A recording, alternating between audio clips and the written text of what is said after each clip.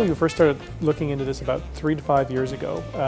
We had a lease that was coming close to an end, and the question, of course, was do we stay in place and renovate, or do we look for new space? We went to the marketplace, started to look at what was available while we were out there.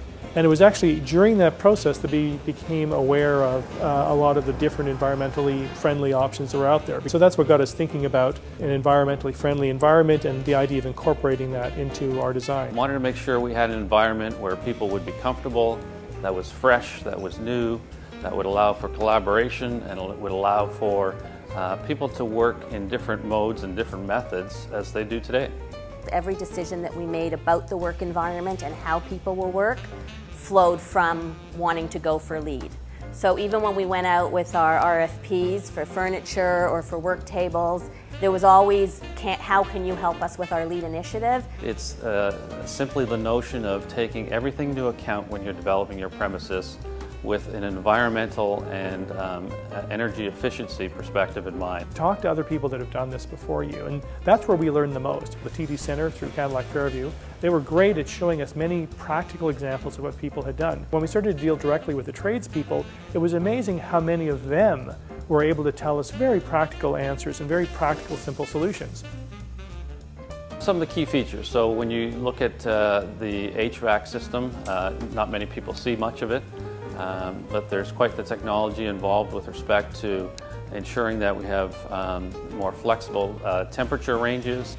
We are very considerate with respect to the material we used and the off-gassing, whether it be in paint or wood or carpets, even furniture finishings. Our printers are being set at double-sided printing, so they don't automatically print. We're scanning a lot more so that we don't have that paper content. We have composting and recycling and garbage in every one of our boardrooms so that people are thinking about what they're disposing of, and we do environmental training for all of our employees. We have gone to motion-activated lighting systems everywhere, and we've sized the zones correctly based on how you can maximize the benefits of saving energy and controlling the lighting. Our old premises were designed 30 years ago, and offices and people working in offices work different than they do today. I think people are much more collaborative. I think our technology has changed significantly over the last few decades, and all those factors are important considerations when you design your space. Probably one of the best examples of that was the whole issue of making it easy for people to bicycle to work.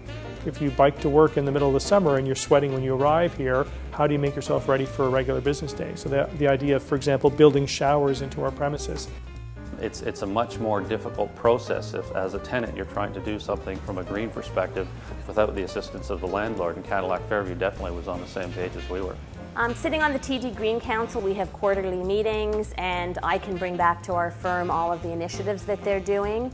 Through our lease, we monitor our energy, and we can set targets that we want to meet, and they help us with the monitoring that to make sure it works. We've proven that it does work, that not only the people benefits, but the financial benefits are there in the long term, that you can make these changes and not have it disrupt your business. We've put it out there as what we're doing. We've had clients who have said, wow, what could we do in our building? And when we've done tours with clients of this building, the first thing we teach people is that this was our philosophy going into it and how we achieve LEED. Here's how much you can accomplish if you don't add this at the end of the project, but you made the decision on day one that this is what we want to accomplish with our build. I think that there's been a real groundswell of enthusiasm in working in a morally appropriate environment and working in an environment that reflects the values of your workplace.